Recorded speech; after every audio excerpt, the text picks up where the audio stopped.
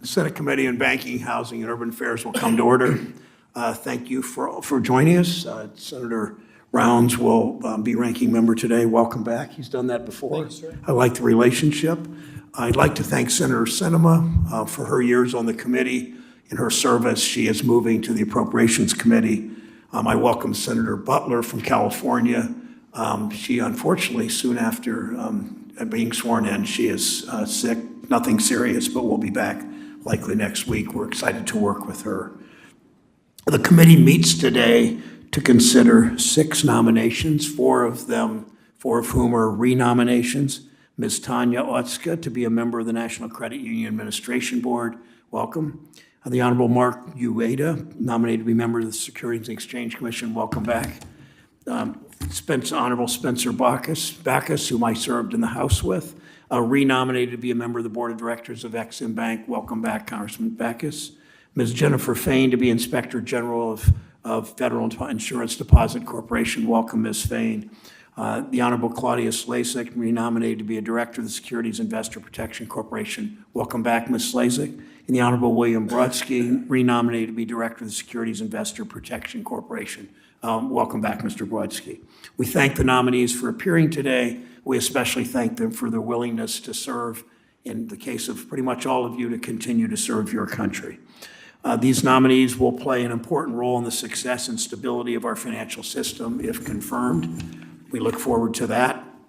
I would like to talk for a moment about each. I will spend more of time talking about the one of the 6 that I know the best, who has served this committee, is actually still serving this committee and is not used to sitting there looking in this direction. And her parents I met her parents and her husband and her young son, Adrian, and her sister today. The President's nominated Tanya Otsuka to be a member of the National Credit Union Administration Board. She would be the first Asian American to serve on that board in the agency's 53-year history. She's exceptionally well qualified. She served as a key member of my Banking and Housing Committee staff. She crafted legislation. She provided strategic advice on banking issues and credit union policy. Understanding she is no longer doing credit union issues for the committee now that she's been nominated. She's a career public servant. She first joined this committee in 2019 as a legislative fellow detailed from the FDIC. She became a permanent member of my team in 2020, where she currently serves as senior counsel. Within days of her joining the committee, coronavirus pandemic endangered our financial system. Ms. Otsuka immediately got to work with then Chair Crapo's staff. I was ranking member at that time on critical provision of the CARES Act, and that so that our credit union system would remain strong and viable and stable as it has.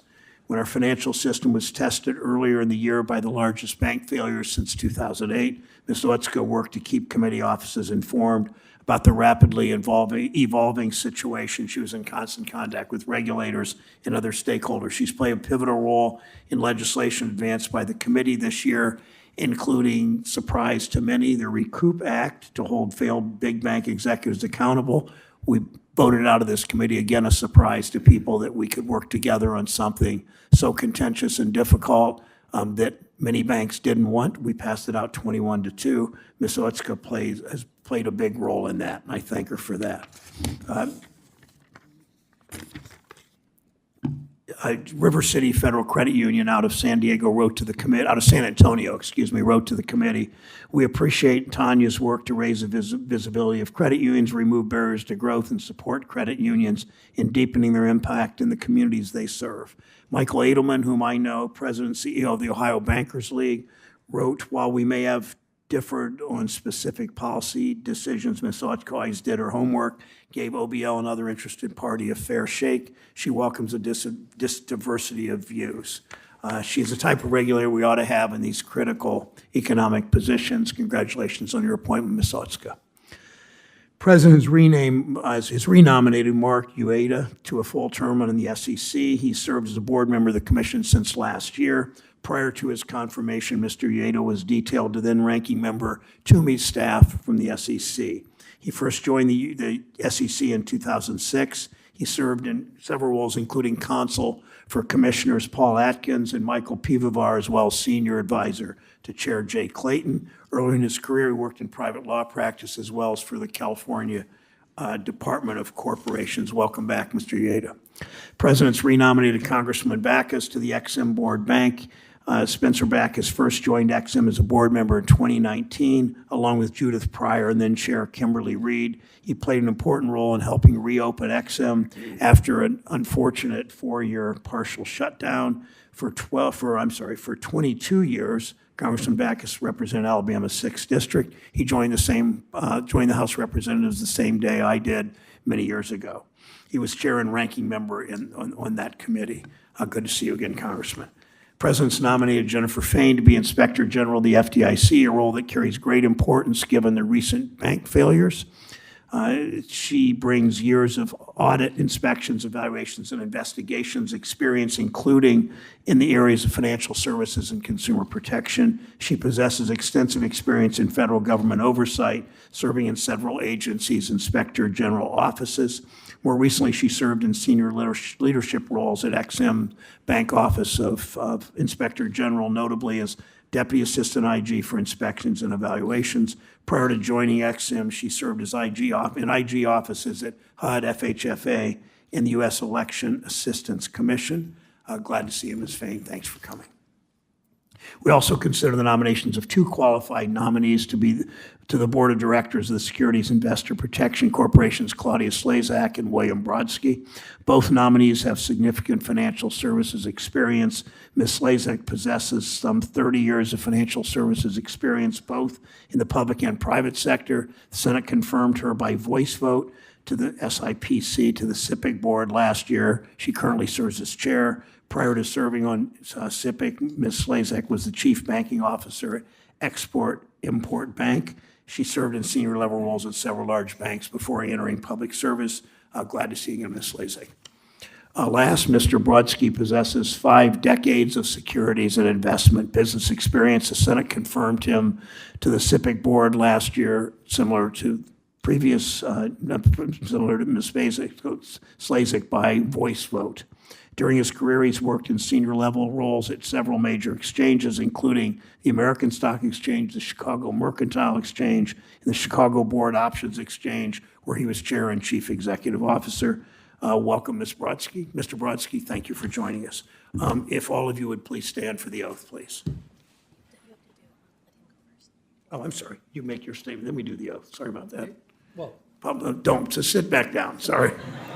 Sorry about that. We don't, 5 of 6 of you is overwhelming, so, Yeah, sorry, go for it, sorry. well, and we're keeping you all to ourselves right now as well. First of all, thank you, Mr. Chairman. And I want to say welcome to all of our nominees. I commend each of you for your desire to serve the American people. With 6 nominees today, I will try to move through each of you rather quickly. Congressman Bachus, welcome back to Capitol Hill, and congratulations on being renominated for a position on the board of the Export-Import Bank. The XM Bank is a valuable tool for promoting U.S. exports, economic growth, and job creation. In the face of an increasingly competitive global market, I believe American companies must be able to effectively compete on the international stage. I look forward to hearing ways you believe the XM Bank can continue to be effective, especially as countries like China bolster their own companies by guaranteeing export loans. Mr. Uyeda, in your capacity as a member of the Securities and Exchange Commission for the last year, you have been an independent voice of reason, pushing back against harmful policies that aim to overhaul our capital markets. Over the last 3 years under Chair Gensler's reign, the SEC has issued dozens of complex rulemakings that will hurt markets and investors. Mr. Uyeda, I am confident that you will continue to act as that rational voice to promote policies that will strengthen our capital markets while protecting investors, not attempt to legislate through rulemaking.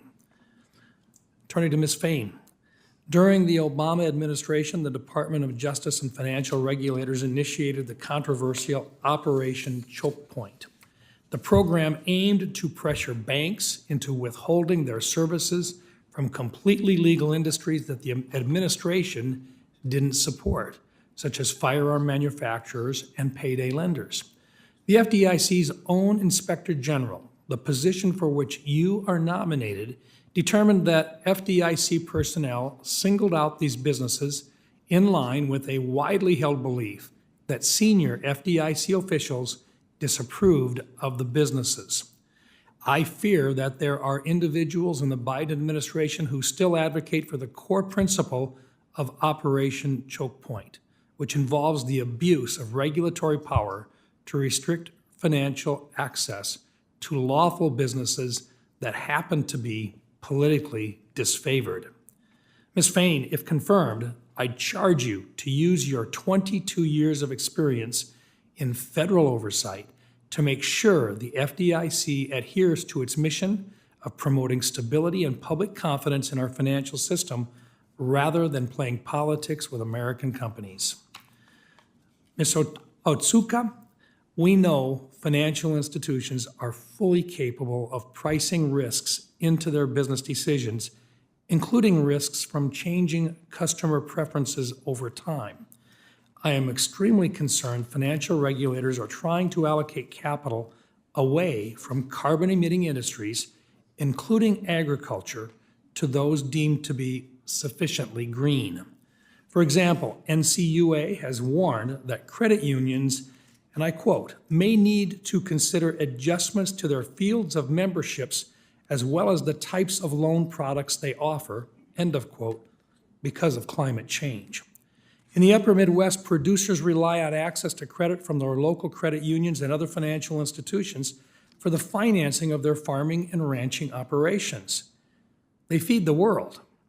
Ms. Otsuka, as we discussed, and I really appreciated our discussions in my office, I remain concerned about unintended consequences from the misapplication of climate financial risk considerations, especially if credit unions are pressured to unnecessarily avoid and or reduce serving certain industries like agriculture if an examiner deems it too risky based on climate change. We don't need bureaucrats telling farmers, ranchers, and the credit unions that support them and tell them how to run their operations, especially bureaucrats that believe chocolate milk may come from brown cows. I look forward, you're supposed to laugh at that, by the way. I look forward to discussing ways NCUA can engage with the agricultural community to protect access to their capital. I also want to thank you for your service to Chairman Brown's team and the committee at large. Finally, we have two nominees before us today who have been renominated to the Securities Investor Protection Corporation, or SIPC, which serves as a liquidator for broker-dealers that experience financial troubles or are forced into bankruptcy and protects against the loss of cash and securities. Since its creation, SIPC has helped to recover $141.8 billion in assets. Ms. Slacik and Mr. Brodsky, I look forward to learning more from you during this hearing on your plans to protect American families. I will note that the Banking Committee's last SIPC oversight hearing took place in 2015. I believe we should be more diligent in conducting our oversight role here so that the public has a better understanding of the functionality of SIPC. I will close by saying that Americans are frustrated, deeply frustrated by the actions of regulators that are hurting their businesses, families, and interfering in their daily lives. It is our role in the Senate to scrutinize and evaluate each nominee who comes before this committee.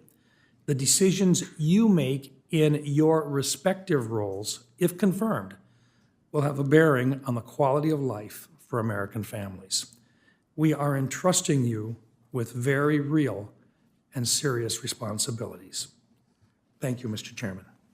Thank you, Senator Rounds. As a kid who was a Democrat who milked Guernsey cows, reddish-brown cows as a kid, I can assure you that chocolate milk doesn't come from those kinds of cows. So. Spoken like a real ag. Yeah.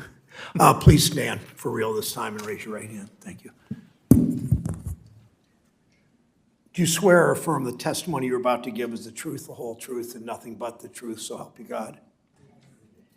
And would you agree to appear and testify before any duly constituted committee of the Senate? Yes. Okay, thank you. Please be seated.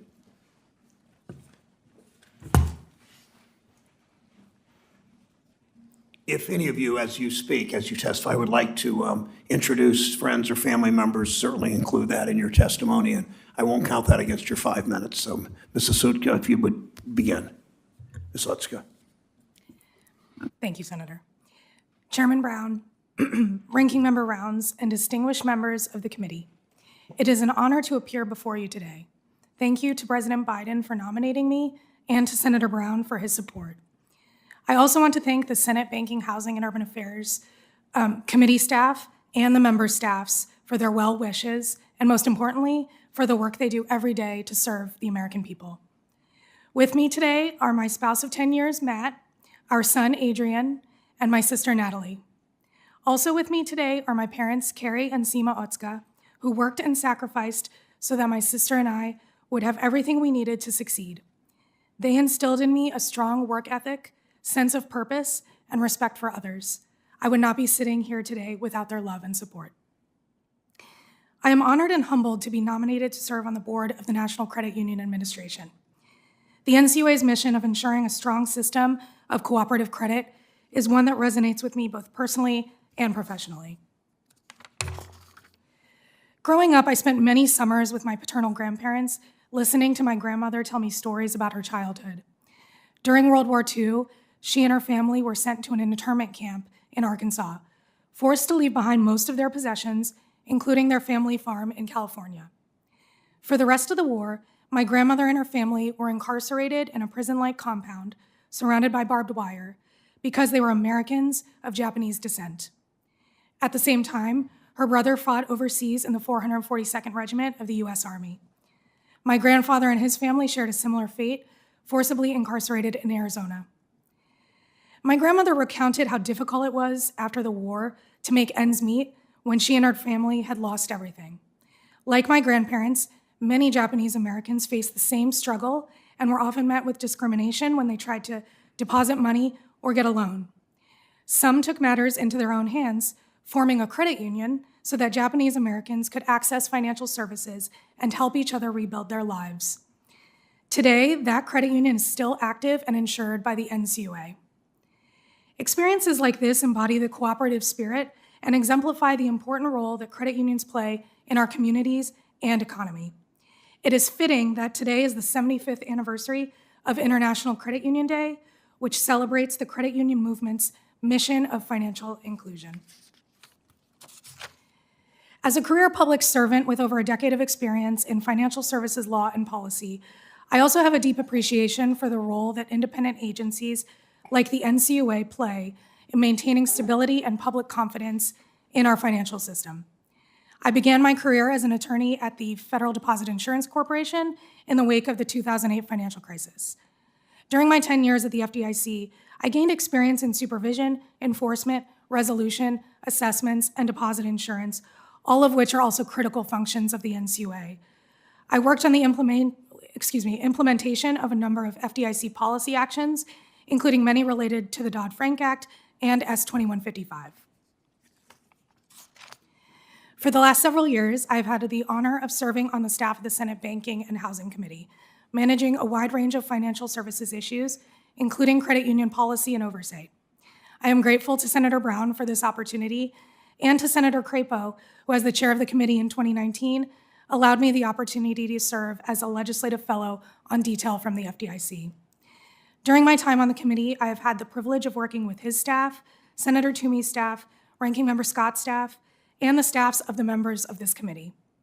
Together, we have worked on a number of bipartisan bills, including the CARES Act, which helped maintain the strength of the credit union system and allowed credit unions to support their members and communities through the COVID-19 pandemic.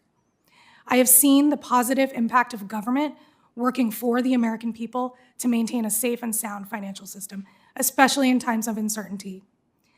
I hope to continue my public service in support of the NCUA's critical mission and to ensure a fair, competitive, and resilient credit union system. If confirmed, I will remain committed to the millions of Americans who rely on the NCUA to safeguard their hard-earned money. Thank you, and I look forward to your questions. Thank you, Mr. Otsuka. Mr. Uyeda. Chairman Brown, Ranking Member Rounds, and members of the committee, thank you for the opportunity to appear before you today. Joining me in the hearing room is my wife, Messiah, and watching remotely from California are other members of my extended family. In May 2022, I was privileged to appear before the committee as the nominee to fill the 12 months of then remaining former Commissioner Elad Roisman's term. I'm grateful for the committee's support then. I thank the President for his nomination to serve a full 5-year term as a member of the Securities and Exchange Commission. If confirmed, I would be able to continue to contribute to an agency where I've served since 2006. As the first Asian Pacific American to serve as an SEC commissioner, I grew up in a world where many immigrant families ran small businesses. My first job was spending my teenage summers with my grandfather on his delivery route, where he drove a small truck bringing fresh produce from the Los Angeles wholesale market to restaurants and retailers, which were often small businesses themselves. For these small enterprises, capital was not always easily obtainable. Nevertheless, their owners had the opportunity to create and grow businesses that served customer needs, provided jobs, and generated economic activity. An environment amenable to creating those opportunities is what makes America a special place for hardworking and innovative entrepreneurs. The past 16 months as commissioner have been the most fulfilling and humbling time of my public service. Since taking office, I provided input and voted on the proposal or adoption of over 40 SEC rulemakings that touch upon nearly all aspects of the capital markets and its participants. When evaluating the SEC's policy initiatives, I draw upon my diverse experiences of nearly 30 years, including as a corporate lawyer in private practice, as a state securities regulator at the California Department of Corporations, as a member of the SEC staff, and as a detailee to the Senate Committee on Banking, Housing, and Urban Affairs. One lesson that I have learned from these experiences is the need to carefully assess the cost of regulatory activity relative to its benefits. Many of these costs are passed on to the workers and retirement savers who are investing for their future. Given the SEC's critical role in overseeing our country's capital markets, promulgating regulations that are based on data, cost-effective, and aimed at addressing identified issues are of utmost importance. Consideration should be given to appropriately scaling our rules and implementation timelines so as not to have a disparate impact on small businesses, including those owned by women and minorities. Investors from around the world are willing to place their capital at risk in our markets due, in part, to our regulatory structure being perceived as effective, efficient, and rationally applied. It is important that the SEC's rules continue to meet these expectations. Keeping our markets robust, liquid, and vibrant means both facilitating capital formation for companies and protecting investors. One cannot exist without the other. To close, I would like to express my gratitude and appreciation for the work of my fellow commissioners and the staff of the SEC. Their efforts to carry out the agency's mission of protecting investors, maintaining fair, orderly, and efficient markets, and facilitating capital formation continues to inspire me every day. Thank you, and I look forward to your questions. Thank you, Mr. Uyeda. Congressman Bachus, welcome. Thank you. Two fellow nominees about their, hearing from my fellow nominees about their past and their stories is really gratifying. It makes us really appreciate our country much more, that we can improve our lot over generations. Chairman Brown, Ranking Member Rounds, and other members of the committee, I was afforded the opportunity to meet with many of your staffers. I see some of them up there on the dais with you. And we had some very meaningful conversations. They asked many questions, and I think I answered a lot of them. If I'm nominated for, or if I'm approved for another term on the Export-Import Bank, I would consider it a privilege. I've really enjoyed my past term on the board. I think what I've enjoyed the most is visiting small towns, small businesses, women-owned businesses, minority businesses, We just approved, I was not on the board, but we just approved our first thing under the Make More in America, and it was a minority-owned business. And I visited Dickinson, North Dakota, Senator Rounds, and there's a company there that is the only company in the United States that produces a part for our F-35 and our nuclear submarines. Other than that company, we have to rely on foreign sources. And some of those, quite frankly, are belligerent to our interest. My wife, Linda, couldn't be here. She and 4 of my 5 children were here last time. But I think Vince in the House and the invasion of the Capitol has scared off my children. And I think that she is having eye surgery and isn't with me, but I'd like to acknowledge her. She's been an important part of my life and of any success, accomplishments that I've had. When I testified before you in 2017, and it was a 17, I wasn't appointed to 19, we had undergone a pretty dramatic event at Export-Import. We were reauthorized, but we did not have a quorum. And that existed for 4 years. During that period of time, while we were inactive, our competitors were not. And unfortunately, they captured market share and resulted in several of our companies losing market share, actually some of them going out of existence. And I sort of was there to witness that. It was very sad. But we do have a quorum now. We have new assignments from the Senate and from the White House. I want to thank President Biden for nominating me for a second term. I'd be happy to answer any of your questions about any of our programs. I will say that talking to staff, I think they honed in on the China and Transformational Exports program. And we have 3 of those programs that we've approved. I mean, we have more than 3, we have several. But there's 3 that I'd like to just quickly mention. One is bridges for Cameroon, and it is the steel industry. Senator Vance yesterday expressed his desire that when we talk about transformational assets, we don't forget about our basic industries, agricultural products and other things.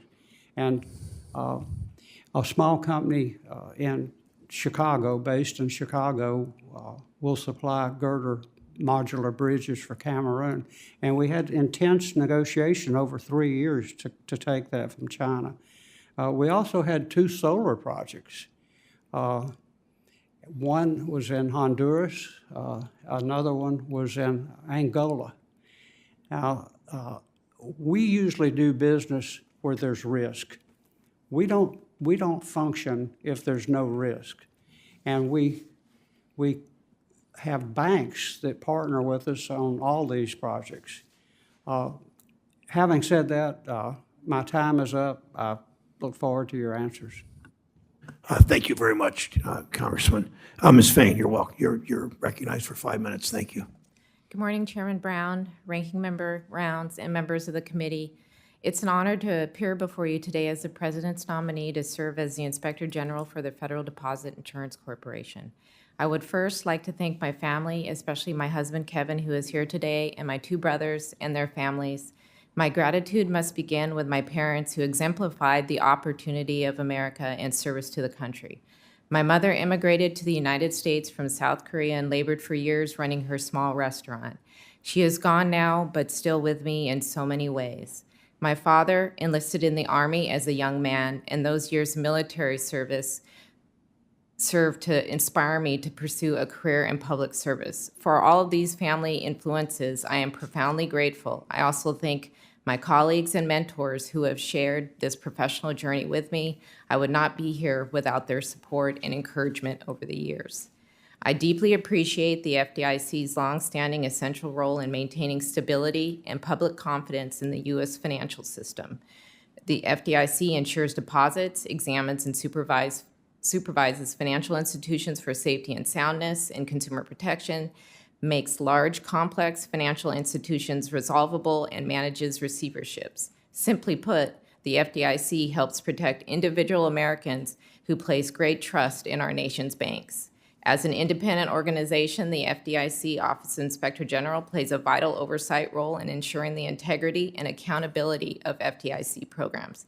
The OIG conducts audits, evaluations, and reviews. It also pursues criminal and administrative investigations relating to FDIC employees, contractors, and financial institutions. Importantly, an OIG's mission is not simply to identify issues of concern, but also to recommend corrective actions for their prevention. This proactive function is essential to improve and strengthen the effectiveness and integrity of the agency. The OIG contributes to the successful accomplishment of the agency's mission. I have valued this critical role based on serving for over 22 years in the Federal Inspector General community, most recently as the Deputy IG at the Export-Import Bank of the United States.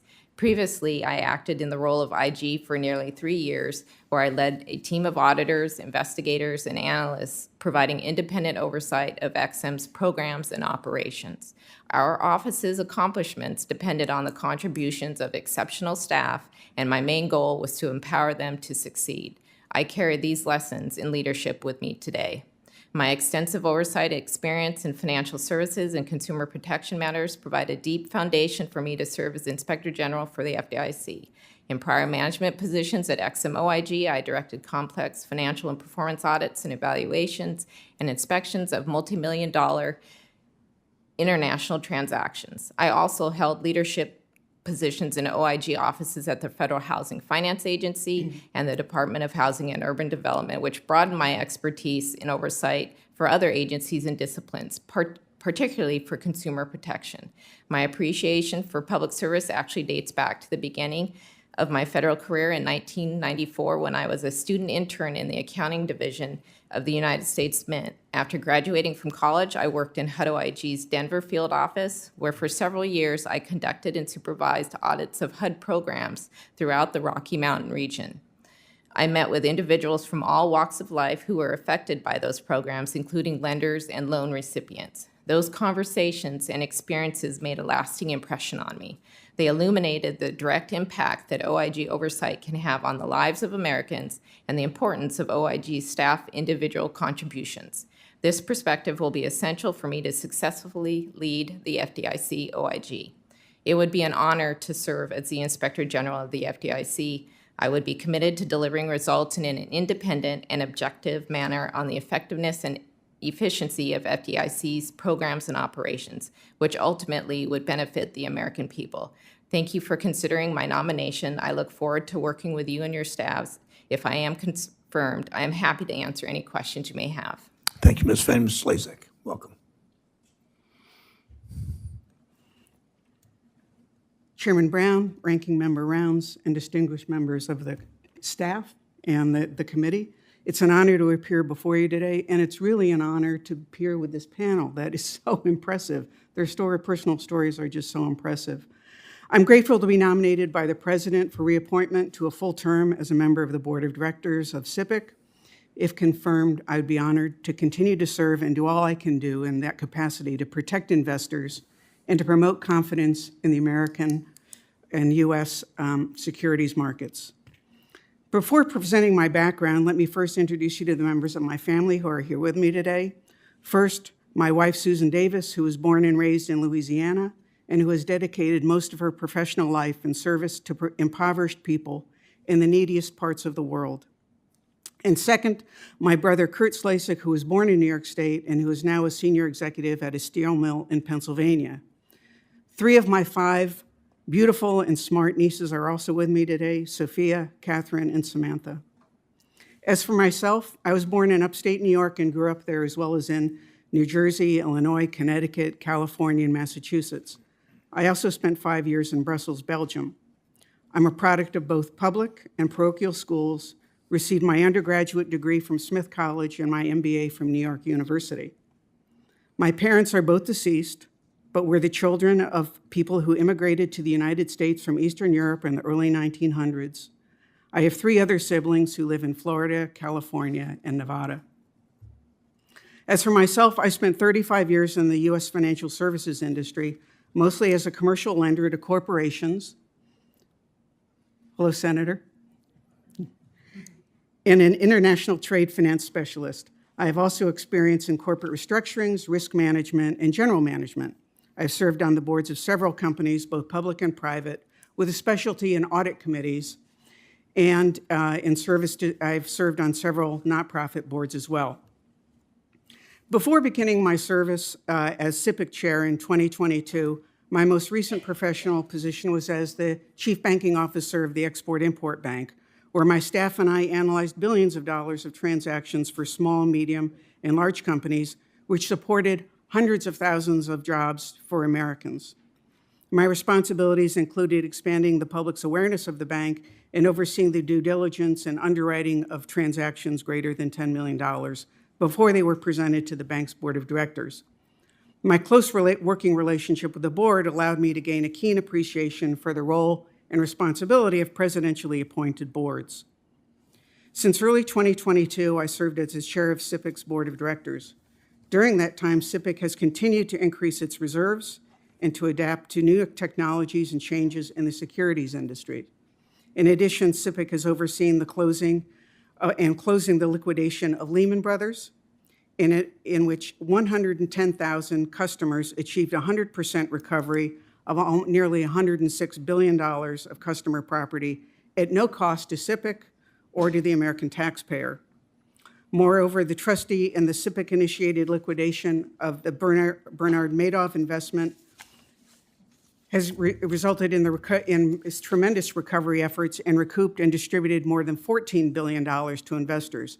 That's 70% of the funds deposited with that firm. I recognize the importance of SIPC to retail investors and the vital role it plays in the country's financial system. By ensuring that individual investors' securities accounts are protected when a broker-dealer fails, SIPC promotes investor confidence in our U.S. securities markets. In addition to protecting individual investors from financial hardship, SIPC helps to insulate the markets from disruption, which can follow any brokerage firm failures.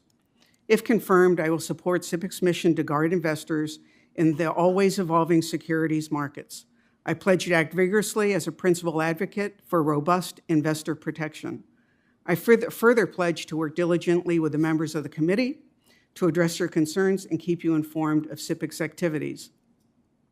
Thank you for your time and consideration of my nomination.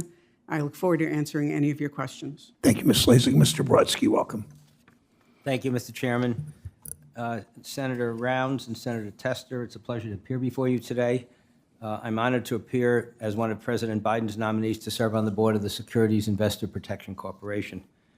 Before presenting my background, let me first introduce to you the members of my family who are here with me today. My wife, Joan, has been my wife and partner for over 50 years. Our son, Michael, and his wife, Aletta Margolis, are also here with me today. I believe that I'm well qualified to continue to serve on the board of SIPC based on my lifetime career in the investment business and specifically based on my experience in the securities industry. If confirmed, I will look forward to working with the committee to ensure that investors do not lose their hard-earned assets as a result of a brokerage firm failure. My career in the securities industry spans more than 50 years. I began my career on Wall Street, serving summer internships that included working on the floor of the New York Stock Exchange. I had summer jobs in 3 securities firms on Wall Street while still in college, and after graduating from law school, I worked at an international securities brokerage firm as an attorney in the Law and Compliance Division, and where I learned all aspects of the business. In fact, I was on Wall Street when brokerage firms were failing and many customers lost all their investments because SIPC had not yet been created. So I know from personal experience the vital role that SIPC plays in providing confidence to investors and having faith in the safety and soundness of the assets they entrust to their broker-dealer. I next joined the American Stock Exchange, first as a lawyer in its Policy Planning and Government Relations Department, and ultimately rising to become Executive Vice President for Operations. In 1982, I moved to Chicago to become Executive Vice President, Chief Operating Officer of the Chicago Mercantile Exchange, now known as the CME Group. In 1985, I was named President and CEO of the CME and served in that role until 1997, when I moved across town to become Chairman and CEO of the Chicago Board Options Exchange, now known as CBOE Global Markets.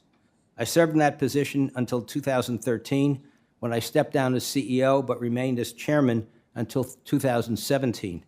I guided CBOE's demutualization, leading to it becoming a public company and with its shares becoming part of the S&P 500 stock index. During my tenure at CBOE, I also served as Chairman of the World Federation of Exchanges, an association of the largest exchanges in the world. For the past 6 years, I don't want to retire, by the way, so you can tell. For the past 6 years, I've served as Chairman of Cedar Street Asset Management, an SEC-registered investment advisor founded by my son, Jonathan, that invests exclusively in non-U.S. stocks on behalf of individual and institutional investors. I also serve as chairman of another SEC-registered investment advisor, Option Solutions, founded by my son, Michael, who sits behind me, that provides investment management services to investors. I also serve as an advisor to Madison Dearborn Capital Partners, a private equity firm, and OCA Ventures, a venture capital firm, both of which are based in Chicago. I've served on the board and trustee for several public companies, private companies, and nonprofit organizations. Among these, I served as chairman for 11 years, chairman of the investment committee of Northwestern Memorial Hospital in Chicago, where we oversaw its multi-billion-dollar portfolio, and I currently serve on the investment and endowment committee of my alma mater, Syracuse University. I've utilized these experiences in my service on the SIPC board because for the last 15 months, I've been chairman of the investment committee of SIPC. During this period, SIPC's fund reserve have reached an all-time high, and my goal is to make sure that SIPC always has sufficient reserves and liquidity if a crisis were to arise. I affirm my deep commitment to investor education, customer protection, and to help maintain the credibility and importance that SIPC plays in the viability, integrity, and importance of our securities markets to the citizens of our country. I believe SIPC's mission of protecting investors and, more broadly, raising the confidence in the U.S. securities markets is important. I have devoted my entire career to help further this country's capital markets, to improving financial literacy, investor education, and to ensuring safety and soundness of our capital markets. If confirmed, I promise to work with members of this committee in advancing these shared goals. Mr. Chairman and members of the committee, this concludes my remarks. Thank you for your attention, and I'd be happy to answer any questions you may have. Thanks, Mr. Brodsky. I'm going to yield the floor. First questions to Senator Tester. Thank you, Mr. Chairman. I appreciate the courtesy, and thank you and Ranking Member Scott Rounds for having this hearing. And I want to thank all of you for your willingness to serve. Appreciate it very, very much. I'm going to start with you, Mr. Uyeda. First of all, thank you for the work you've done. I have led letters, joined efforts to my colleagues to highlight the importance of the SEC, ensure that as you undertake proposals and proposed rulemaking, that you take into consideration how it interacts with existing rules and not only within the SEC, but other agencies. And I appreciate you guys taking that to heart moving forward. American markets are the gold standard. And I think that we need to be able to protect those markets, investors, facilitate capital formation, maintain fair, orderly, efficient capital markets. It is fundamental if we're going to maintain that standard, and it's fundamental for a functioning economy. Tell me how you achieve the goals of protecting investors while facilitating capital formation and maintaining a fair and orderly and efficient capital market. Well, thank you, Senator Tester. I completely agree with you that our markets are the gold standard through the world, and that's one reason why we attract capital from around the world. The way I look at it, facilitating capital formation, maintaining fair, orderly, and efficient markets, and investor protection, they all go hand in hand. You cannot take out one of those elements and still have a world-class set of capital markets. To get to balance that, it's really important we do an effective economic analysis. We need to promptly identify the problems that we are trying to solve and address, make sure our rules and regulations are appropriately structured to address that problem. We do a robust economic analysis to look at what the costs are, both direct and indirect. We also think, as you pointed out, how it fits in with the rest of our rules, statutes, but also within the broader financial regulatory system, which involves many other fellow regulators. Jennifer Fain, IGs are our eyes on agencies, be able to protect taxpayers and be able to protect taxpayers' dollars. You must be independent and be able to operate without political interference. I feel that is very important, not only from the agencies, but from here too. So the question becomes is how do you protect your independence and how do you protect against interference in the office that you would run? Thank you for your question, Senator Tester. Independence is a critical requirement for the Office of Inspector General and most certainly for the Inspector General position. How I would lead or how I have done in my career with regards to independence is following the standards that guide the work that we conduct. Certainly, as it relates to the agencies and ensuring independence, it's important it's critical that we maintain our independence and objectivity to ensure that the work that we conduct has not been interfered with or directed or someone has attempted to suborn our judgment. Okay, thank you. Congressman Bachus, Chairman Spencer, thank you for being here.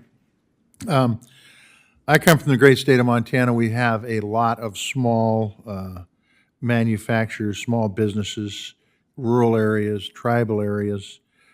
I believe in the XM Bank strongly. I think it provides us the ability to be able to compete worldwide against other countries that have similar banks. But oftentimes I see hurdles where XM can't help some of these small folks, some small businesses. Number one, do you see those same hurdles? And number two, what can XM do without congressional intervention that will allow them to serve those small rural businesses, tribal businesses better? It's a great question. We are the most restricted of all ECAs. There are over 100 ECAs. But for us to make a loan, our content requirements are higher. Sometimes because of the supply chain, that's impossible. Some of our shipping requirements. We often have to deal with additionality, and we're very careful to meet that. But we have a restricted view of that. But I would say our greatest problem is staff. We're understaffed. We're about 150 positions below where we're supposed to be. We have about 300 employees. At times, the bank has had 500-600 employees. They're engineers, they're MBAs, they're accountants, and it's hard to attract those people. But and of course, we have a net zero appropriation. But I think we are weathering the storm. There are a few things that I think we could use. I know there's a bill before Congress to allow us to get records from the IRS to see whether people have paid their taxes. And we can't get that from the IRS. Gotcha. Just, it sounds like a small problem, but we don't need to be loaning money from people who haven't paid their taxes. Now, my most important question. When Alabama plays Auburn in football, who do you root for? Watch out. Well, I've got two Auburn graduates. Well, I've got the Auburn graduate over here, and I'm an Auburn graduate who went to law school at Alabama and represented the university, but I'm all Auburn. Are you all Auburn? That great rivalry, the University of Montana and Auburn, I particularly enjoy watching. Well, we're just glad to give y'all back Coach Harson, I'll say that. Senator Rounds. Thank you, Mr. Chairman. Ms. Otsuka, and if I'm mispronouncing your name, it's the chairman's fault, okay? Thank you again for your service to this committee as a member of the chairman's team. I wanted to build off some of the comments that I made in my opening statement and our discussion the other day. It is critical that credit unions be able to serve farms as a part of the economy and that regulators not stand in the way of that happening. Do you believe agriculture is a climate issue? Yeah, thank you for the question, Senator, and thank you for the discussion that we had. It was really great to visit in your office. I think agriculture is a critical part of our economy, and agricultural lending is a critical part of the economy. I think credit unions that serve agricultural communities, they understand the risks of the industry, they know the industry well, and they know how to manage those risks. And I think that's ultimately what needs to be assessed when regulators make sure that credit unions are engaging in safe and sound practices. I don't think they should be in the business of telling credit unions that they can't lend to ranchers or farmers, as long as those credit unions are managing those risks appropriately and following the law. Okay. So if confirmed, you will commit to working with stakeholders in the ag community to preserve their access to capital? If confirmed, Senator, yes. Okay, thank you.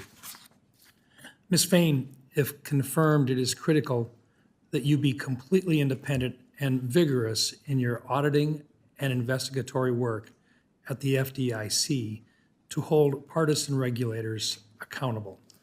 The FDIC IG played a critical role when the FDIC under Chairman Greenberg improperly sought to pressure banks to cut off access to credit to companies they deemed to be politically unfavorable, such as firearm and energy businesses.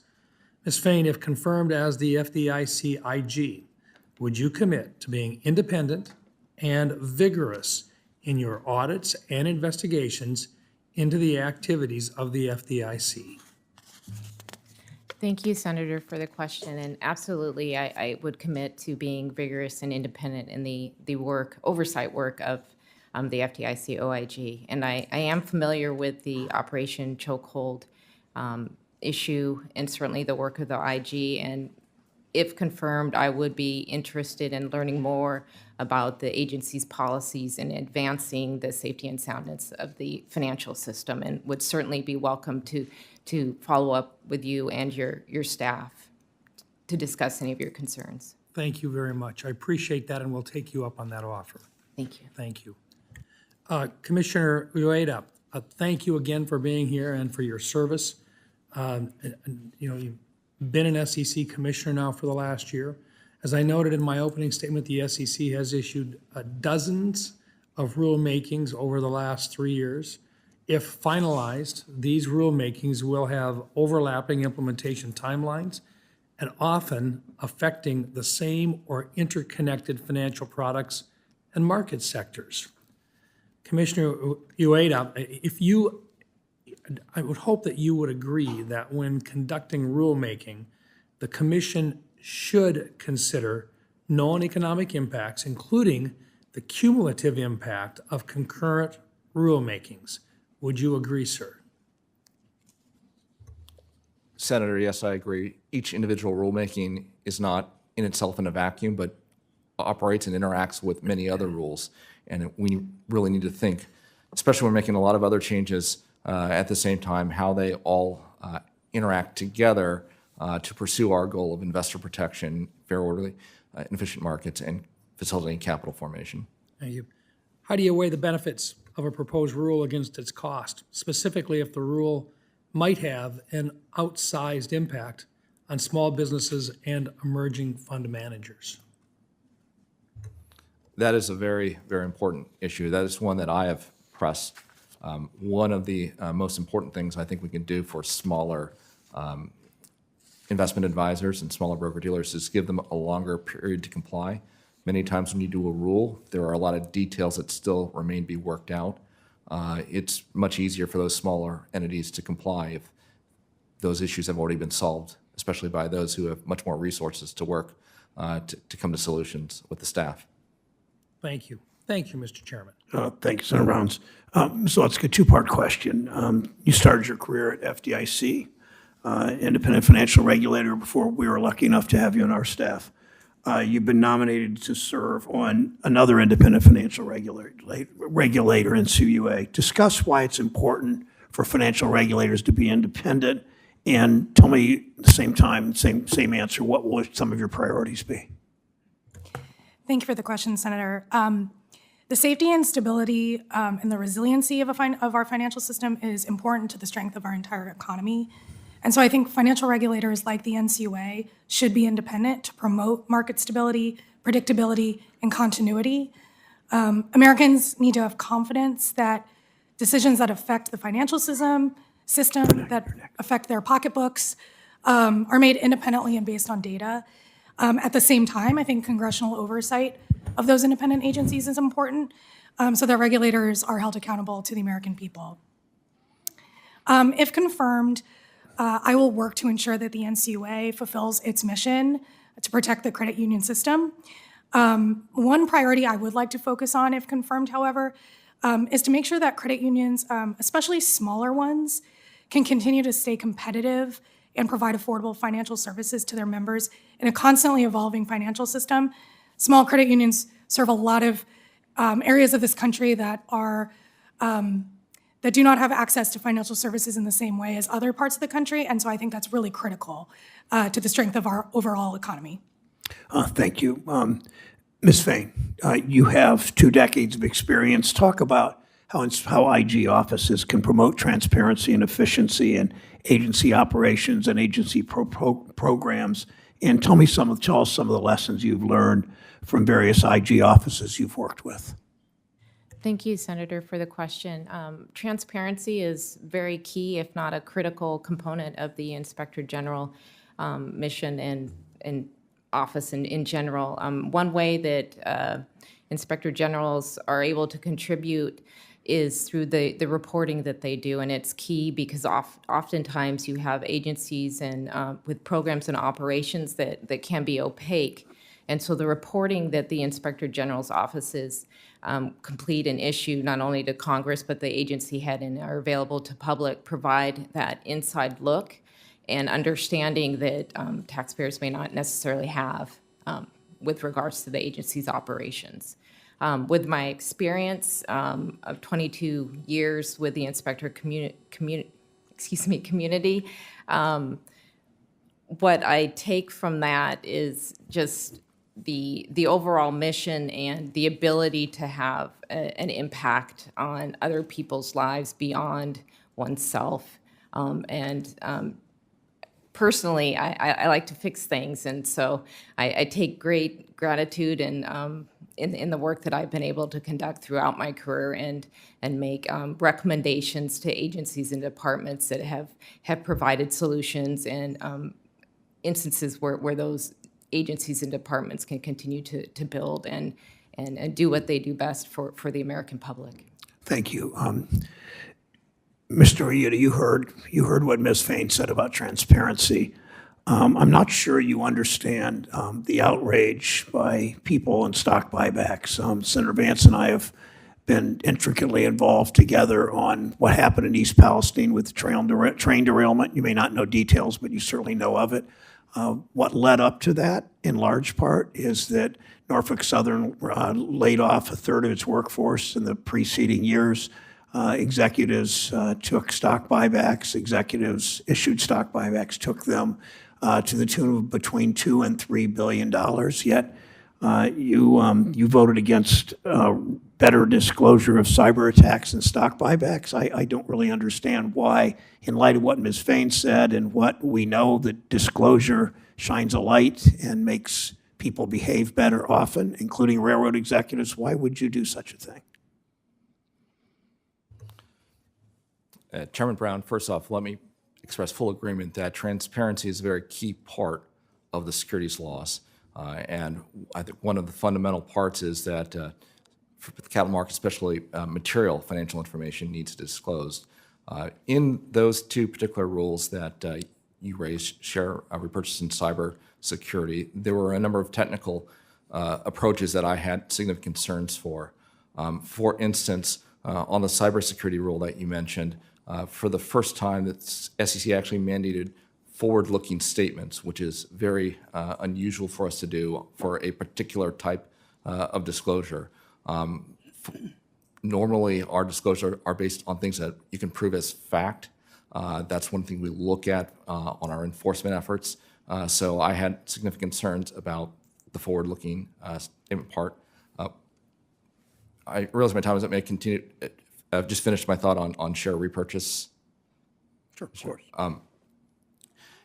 With respect to the share repurchase part, we've had disclosure for a while, but the daily disclosures came out that are filed at quarter end were fairly prescriptive, more prescriptive than what we normally do. But I also had fairly significant concerns about how we're making a philosophical change on how we regulate foreign private issuers.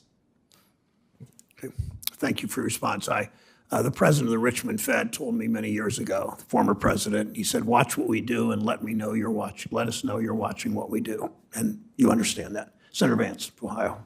All right, thank you, Mr. Chairman, and thanks to the six of you for being willing to serve. I want to direct my questions to Commissioner Uyeda. In particular, you have written and said some interesting things about BlackRock and some of the large institutional asset managers, and I just want to sort of talk about that and talk about why I find it concerning and why I think the SEC has a very, very important role here in monitoring the way in which these massive financial conglomerates have effectively consolidated, but also used that consolidation to push a certain political view into our economy. To underscore this point, in 2022, Berkshire Hathaway's Charlie Munger, of course, one of the most famous investors of the last 50 years, observed that we have a new bunch of emperors, and they're the people who vote the shares in index funds. I think a lot of Americans, of course, own shares in index funds. They don't necessarily realize that when they hand their money over to an index fund, they're handing their money over to a very active political participant in our economy. And it's something that I think this committee, we should spend a lot of time on in the coming years. But Munger was specifically referencing the, quote, big three asset managers. Could you just highlight why are they the big three? Who are the big three? With respect, I believe Vanguard, BlackRock, and State Street are among the big three. There are a number of other big asset managers too, although I don't have the specific assets under management. Yeah. So my staff has compiled that information for me. I'm sure you're not surprised by this, but these three asset managers control the three largest index funds. Together, they manage around $20 trillion in assets, an extraordinary amount of assets that they control. Accounts for about 34% of all mutual fund assets as of 2015. They market their funds as passive or as index tracking. In other words, if you sign up for an index fund, you don't think that you're signing up for an active participant in the market. But I'm curious, Mr. Uyeda, I mean, is that actually accurate? When the American people think that they're giving their money over to an index fund and it's just going to track the general trajectory of the stock market, is that actually what happens, or do these index funds participate a little bit more aggressively in the management of some of these companies? Well, Senator Vance, I would distinguish between the fund itself and the advisor. The fund itself, investors are very much looking to something that tracks very closely. In fact, that's one of what criteria you would look at is how closely does the return track the underlying index. The managers themselves have voting power, not only of the assets that are held in the index funds, but any other assets that manager oversees, whether it's a collective investment trust, actively managed fund, separately managed account, and so on. And am I right that they use their power as massive institutional investors to effectively direct stewardship activities, right? And this is the way in which they sort of use and infect their own politics into the management of some of these companies? Yes, Senator, that's correct. A lot of the advisors put out their stewardship policies and promote that. So here's what I find a little bit weird, right? So there are 13D and 13G disclosures, okay? These index funds which of these do they file, and why do they file those? My observation is most file on Schedule 13G for a passive investor. So, and 13G allows them to avoid disclosure of a lot of their activities, right? So there are a lot of things that you don't have to put in a 13G that you would have to put in a 13D. Is that right? That's correct. And do we think that sometimes their activities rise to the level of actually statutorily requiring them to do a 13D disclosure? That would be a concern. It's a facts and circumstance basis to the extent that one is trying to influence control over an issuer, and you can oftentimes do that with a very large stockholder. That raises questions whether you ought to be filing on 13D rather than 13G. Yeah, and I'm mindful of my time running short here, so I'll cut this off now. But something I'd like to work with you, Mr. Uyeda, and my staff here is if they should be filing much more substantive disclosures that actually give the American people insight into how $20 trillion of their money is being spent, and yet they're filing a 13G disclosure, that probably means there's something going on. I don't want to put my tinfoil hat on here too much. Sometimes I do that in the banking committee and the chairman gets mad at me, but I really worry that there's a massive part of the American economy that lays hidden from the American consumers and from the lawmakers who represent them. That maybe something is something we should look at. Thank you. Senator Vance, I can't think of when I was mad at you. So, Senator Menendez is recognized from New Jersey. Overdraft fees are borne almost exclusively by those who can least afford them. A 2021 report by the Financial Health Network found that nearly 60% of all overdraft fees in 2020 were paid by low and moderate income households, and about 25% were paid by Latino households specifically. Some banks have either decreased or eliminated overdraft fees altogether, in large part due to increased scrutiny and oversight. But a recent report from California state regulators showed some credit unions took in $252 million in overdraft and non-sufficient fund fees in 2022. 30 of the credit unions in the report earned half or more of their net profit just from overdraft and NSF fees. Ms. Otsuka, can you commit to looking into this and seeing if there needs to be more oversight of certain credit unions whose profitability is overly reliant on overdraft fees? Yes, thank you for the question, Senator. I think consumer protection is absolutely important, and making sure financial services are affordable is critical.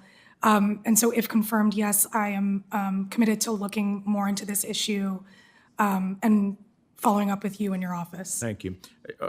Overdraft fees are a major reason why so many Americans are still hesitant to enter the formal financial system, and I hope the NCUA will be closely monitoring this issue and ensure more is done. 2 years ago, the SEC's Asset Management Advisory Committee unanimously submitted 4 recommendations for actions the SEC could take to improve diversity in the asset management industry.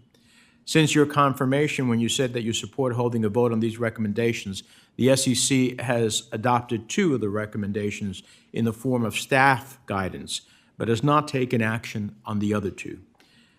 Mr. Uyeda, can you commit to advocating for a vote on the other 2 recommendations, particularly the requirement for enhanced disclosures by investment companies and advisors regarding diversity within their workforces and leadership? Senator Menendez, yes, I commit to advocating consideration of those 2 remaining issues. It's statutorily required. The agenda, though, is set by Chair Gensler to decide what goes on for consideration by the commission. But as someone in my staff role at the SEC, work very closely with the Asset Management Advisory Committee, I do take their recommendations very seriously. I appreciate that the chairman ultimately will set the agenda, but he very often will turn to his fellow commissioners for votes on a variety of things. And if his fellow commissioners are advocating for a vote, at least, on these issues, I think we may see the light of it. So I hope you'll be an active participant in urging a vote. These are non-controversial recommendations that I think the commission should have acted on a long time ago. I've raised this issue with Chair Gensler repeatedly. I intend to keep raising it with nominees to the SEC until we see action taken. So I look forward to seeing your effort in that regard. Congressman Bachus, good to see you. In previous years, EXIM's competitiveness report has included information about the percentage of EXIM's direct small business support that went to minority and women-owned businesses. However, this information was not included in the most recent report. When Congress reauthorized the EXIM Bank in 2019, we specifically included language to encourage the participation of minority and women-owned businesses in international commerce to make the bank more accessible to these businesses. It's important that EXIM continue to report to Congress on how well it's accomplishing that part of its mission. So if confirmed, will you commit to ensure EXIM's future competitiveness reports includes robust data regarding the bank's support for minority and women-owned businesses?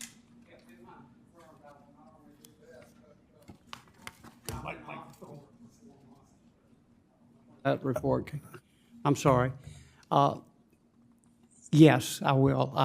And I'll also go a step further and find out why that information was not in the last report. I appreciate that.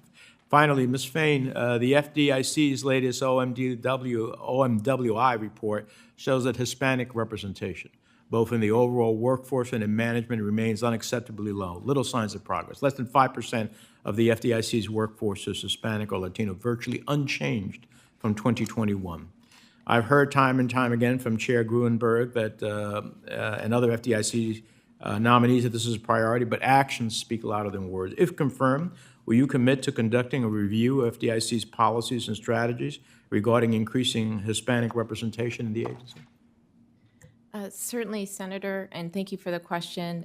If confirmed, I'm certainly interested in understanding the implementation of FDIC's policies towards its consumers.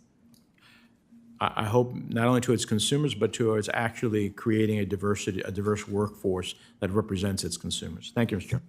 Thanks, Chairman. That is Senator Brett from Alabama is recognized. Thank you, Mr. Chairman. Thank you all for being here, and congratulations on your nominations. I particularly want to thank Congressman Bachus. Thank you so much for reaching out to my office, and also to you. How do I say your last name? Otsuka. Otsuka. Oh, I am going to get that wrong, but I'm going to try really hard. Good. Okay, Otsuka. The two of you reached out for courtesy meetings, and I can't tell you how much I appreciate that. Thank you. I'll start with you. So as you know, credit unions play an integral part of our economy. I know in Alabama we are so proud of our local credit unions and the role they play in economic development and job creation and allowing people to actually reach their American dream. When we look at it, in fact, this has been going on for years and years and years. Today is the 75th Annual International Credit Union Day. So I am particularly pleased to be able to highlight this and the important role these institutions play in our banking ecosystem. We must continue to promote an environment that allows financial institutions to thrive and continue to best serve their customers and their members. So hardworking families can continue to take their family's life to the next level, that they can achieve things that they maybe thought weren't possible, and we continue to keep that American dream alive. In order to accomplish this, it's imperative that the Senate confirm individuals who understand the nuances of the particular industry and are willing to do their due diligence before taking regulatory action. So federal regulators must fully consider the impacts of these actions that they take in Washington on all financial institutions and consumers in the states and communities across our great nation. So my question for you, as a staffer and a former staffer myself, can you briefly describe what you believe are your experiences here on the Senate Banking Committee and otherwise that qualify you to regulate the credit union industry and the tools that you will use and take with you in that role if confirmed? Thank you for the question, Senator Britt. So I have spent most of my career in public service and have more than a decade in financial services law and policy. I've spent the last several years as a staffer for this committee handling a wide range of financial services issues, but that also included credit union policy and oversight. I've worked with many of my colleagues who are in this room today on bipartisan legislation to strengthen the credit union system, to protect credit union members and employees, and a number of other credit union-related issues. And I completely agree with you that credit unions play a very important role, particularly in local economies. And then prior to my service on the committee, I spent 10 years at the FDIC as a staff attorney. So I'm very familiar with the role that a regulator like the NCUA should play in supervising credit unions and financial institutions. Excellent. So the NCUA Chairman Todd Harper has publicly announced consumer financial protection as a priority for the agency. This administration and various regulators, including the CFPB, have time and time again gone far outside their scope to dramatically alter the financial sector under the guise of consumer protection. Things like slashing fees and requiring unnecessary ESG-related information from financial institutions. These types of policies usually steer consumers away from their local and trusted credit unions or community banks and make it harder for institutions to do business. My question is, can you commit to us today that if confirmed, you will not use your position as a credit union regulator to support measures like these that far exceed the NCUA's mission? Thank you for the question, Senator. If confirmed, I will take the NCUA's mission very seriously. And I think one thing that I've learned, especially from my time working on this committee, is that talking to stakeholders in the credit union system, the broader financial system, is extremely important because you can understand what concerns and what issues are out there. And I think as a regulator, you want to have an open line of communication and provide transparency because ultimately I think regulators and financial institutions share the same goal of making sure that people have access to financial services. Absolutely. And last question, Chair Harper also explicitly vocalized his intent for the NCUA to be more active in the climate space. What's your perspective on the appropriate role of the NCUA as it relates to climate-related financial risk? Senator, so I think regulators are required to make sure that credit unions manage risks. And many credit unions already understand the types of risks that they're expected to manage. They do that every day in their normal business. And so I think that's the appropriate role of a regulator. As long as the institutions are following the law and mitigating and managing risks appropriately, I think that's how a regulator can ensure that financial institutions are safe and sound. Well, I appreciate your time and the acknowledgement that our local credit unions and community banks are the economic engines for our small communities. Thank you. Thank you, Senator Britt. Senator Cortez Masto of Nevada is recognized. Thank you, Mr. Chairman. I do have to agree with my colleague from Alabama. I'm a big supporter of credit unions. It was the first account I opened as a very, very young girl. My father took me to open my first account.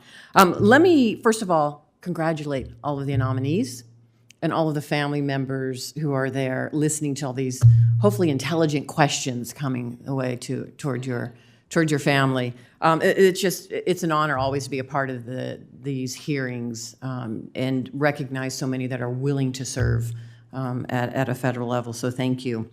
Ms. Fain, let me start with you.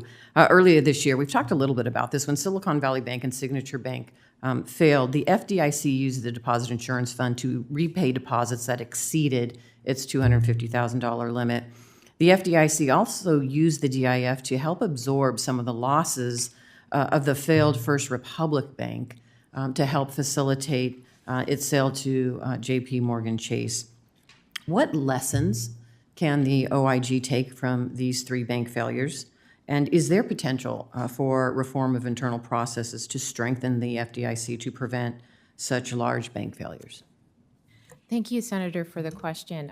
Certainly, I'm familiar with the bank failings as a private citizen. I do not have access to some of the internal deliberations and interactions within the agency itself and the IG itself, but I am aware that the Office of Inspector General is currently completing 2 material loss reviews that are statutorily required, and I'm very keen, once those are issues, to understand if there are any findings, what those recommendations are, and how those reports would inform the oversight work of the Inspector General's office and certainly anything else with regards to the agency. Thank you. And I realize you're not there yet. Based on the information you do have of the IG's office, is there concern that it's underfunded or understaffed? That's something that I would need to assess, if confirmed, but I certainly have looked at their budgets and their asks. Well, please don't hesitate to come back. Not that we're going to give you what you need, unfortunately, but I do want to hear, and there is a fight for this independence. I think it is so important, and part of that is making sure you're adequately funded and resourced. So thank you. Thank you. So Ms. Slacik and Mr. Brodsky have been quiet on the other end, so I'm going to direct my questions to you. I only have 5 minutes, so similar to FDIC, deposit insurance, the Securities Investor Protection Cooperation insures brokerage accounts up to $500,000 per customer in the event the brokerage fails. And also similar to the FDIC, the SIPC, and the SEC's Office of Investor Education and Advocacy, they recently published a bulletin to help educate investors about SIPC protection for brokerage accounts. I'm curious for both of you, do you believe that the SIPC's brokerage insurance adequately is understood by the average investor, or is there more that should be done? And Ms. Slacik, I'll start with you. I think this past year, particularly with the bank failures, a lot of attention has been put on, well, what about my brokerage account? I think a lot of people do understand. They see at the bottom of their statements what the SIPC insurance does. But I don't think we've done a good enough job. I think we can go out and make sure people understand what we do cover and what we do not cover. I don't think there's as good of an understanding of that as there could be. And it certainly is our intention, both the board and the staff and management, that we need to do more in that regard. And what we do cover and what we don't. And also add to this the crypto investor. I mean, is there more that we should be educating that crypto investor that they're not covered? Yes. Okay, thank you. I think that's a very good question. It's an important question. And until there's a better understanding of that in that market, they need to understand that it's not covered. Yeah. Mr. Brodsky? Yes, thank you for the question. We are currently engaged in a joint effort with the SEC to educate investors. So you can never do enough, but that's necessary, particularly young investors who are using, the electronic brokers. I don't think they have any idea what the protections are. And the other thing is that we joined recently with IOSCO, which is the International Organization of Securities Regulators. They had a World Investor Week to raise awareness of that. So I'd say we're doing it, but we have to do more. Thank you. Thank you to all of the nominees for your willingness to serve. Thank you, Mr. Chairman. Cortez Masto, Senator Van Hollen from Maryland is recognized. Thank you, Mr. Chairman, and congratulations to all of you on your nominations. As Congressman Bachus knows, we were doing a lot of running around and trying to do many things at once, so good to have the chance to get by. And if I could start with you, Spencer, if I may, on XM. One of the big challenges we've got is making sure that we have a unified strategy when it comes to providing exports for American-made products. XM is a big piece of that, but we also have other instruments in the government, including the DFC, the Development Finance Corporation, and others.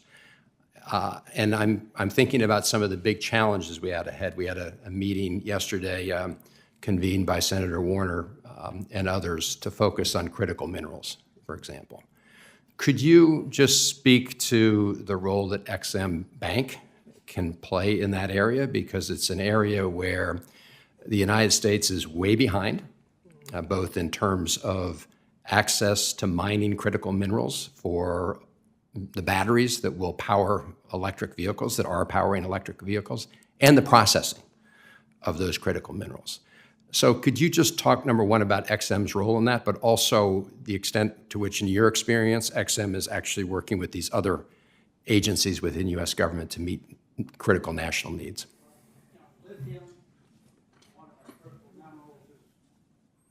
I'm sorry, did I turn it? Is it on now? It is. Okay. As you know, lithium is one of the critical minerals, and it's absolutely essential in our electric vehicles. And really, our domestic supply is inadequate. One of our Make More in America projects that was approved just recently was to supply Aquatech with laboratory equipment and testing equipment to test the content of lithium because we didn't have that capacity. And it's a small business. It also is a minority-owned business, which is one of our charges. But it is one of the 10 areas that we've identified. I will say that some people take that to mean we don't operate in other areas. We've been operating in other areas. We have a staff of about 330 people. We should be staffed at about 500. We have 12 regional offices. We only have 8 regional directors, only 8 staff people in our offices. At one time, we had 24. So as I said earlier, our net zero appropriation is a real challenge. One thing we've done is to try to get out there through our website. I discovered shortly after being at XM, when I was at a small business, and they told me that they had gotten on our website and they couldn't figure out how to access what we were doing. And we've now updated that, simplified it, and we've linked it with the SBA, Department of Agriculture, the Commerce Department, and other programs. But I think the best way to figure out how to do a better job is to get out and visit these companies. I appreciate that. Thank you. And I may circle back with you on the question of making sure we have coordination within the U.S. government, because so many of these authorities, like XM's authority, really work better when you have a multiplier effect of working with others like the DFC.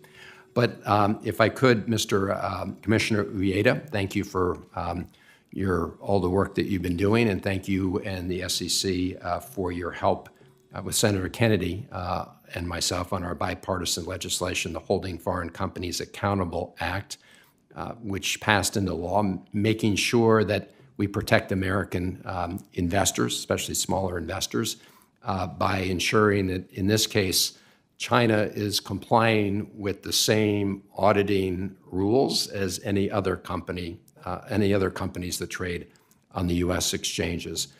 We've also introduced the Holding Foreign Insiders Accountable Act to make sure that the insider trading rules, the rules against insider trading that help protect American investors that apply to American companies here at home, also apply elsewhere. So I wanted to thank you for that. Are there other areas that we should be doing to better protect American investors when it comes to ensuring that worldwide people are complying with the transparency rules that help protect our exchanges and American investors? Well, first, when I was on detail to Senate banking in the 117th, I was really pleased to help work on a predecessor version of the bill, and was quite happy when Congress passed accelerating the Holding Foreign Companies Accountable Act. So I'm really pleased that that is in place. Pleased the PCOB has done what they need to do, and from what reports I've been receiving, am at least cautiously optimistic that it will do what it was intended to accomplish.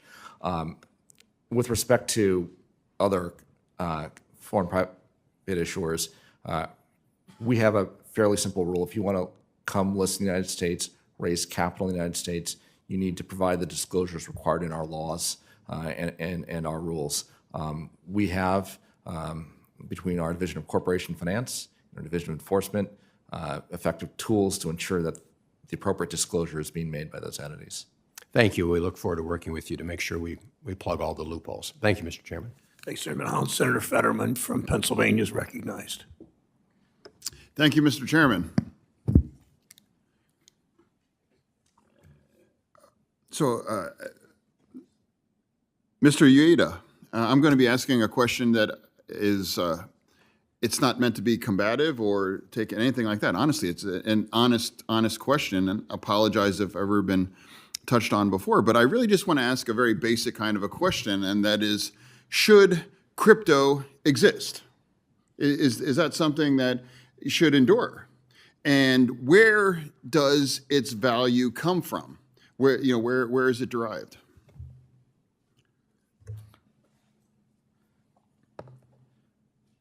I can tell you, my perspective as a regulator, our laws, securities laws that we're charged with enforcing are neutral on the merits of a particular investment. The key question is whether they're providing all the disclosures. There has been, I know, a lot of back and forth with different views expressed as to whether or not crypto falls within our jurisdiction or whether it falls within the jurisdiction of the CFTC. There is a fair amount of activity in this. Events of last year have shown that for those who purchase crypto, there are various risks involved in that. I think it is really important, the efforts that are going on in Congress to provide some more clarity specifically as to which regulatory agency jurisdiction it belongs to. So I guess drilling down on that, it's like, how can you really, like, how does it exist? Is it, because really when you look down, it's really just a mathematical kind of an idea. And, there's a lot of mathematical ideas and theories that hasn't been monetized. Is that strange, or is this something, the next step, the evolution of money, or is it really just kind of like a fad?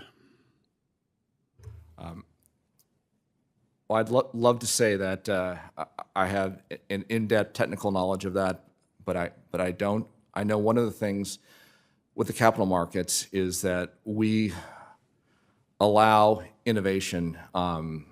Should that be a security and should they be raising money, we require the disclosures. When one looks at least when I look back, I became a corporate lawyer in the 90s when there were a lot of how do we monetize the internet? How does that occur? And so sometimes you don't know. Failure is actually a fairly good teacher for investors.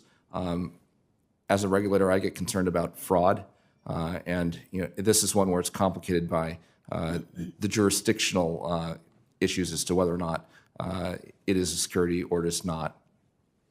Yeah, drilling down on what you mentioned back in the late 90s, I remember it was go, go, go, and if you just slap a .com after anything, you could raise millions, if not billions on that. And many of them failed, but there really was value behind the idea of something beyond .com. And I still can't figure out what that is, for crypto. And I think it was Warren Buffett said that he wouldn't pay a quarter for every crypto type if he could. And he's much smarter and definitely richer than I am, and that's kind of a profound statement to make.